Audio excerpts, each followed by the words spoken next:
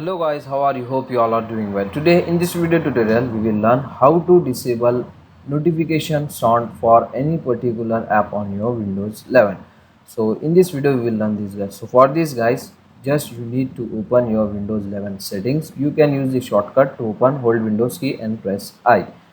After this guys, go to the system, and in this system you can get the notification option. Just click and open that option like this, and here you can get the list of your apps as you can see. So if you want to disable any particular app notification sound on your Windows 11, just you need to open that app. For example, snipping tool, just open it, and here you can get the option play sound when notification arrive. If you want to disable, just turn off this option, that's it. So from here you can easily disable that particular app notification sound. So that's it for today guys, the short and very simple video. Hope you enjoy this. If you enjoy, please guys don't go back without like, share and subscribe our channel. Thank you very much.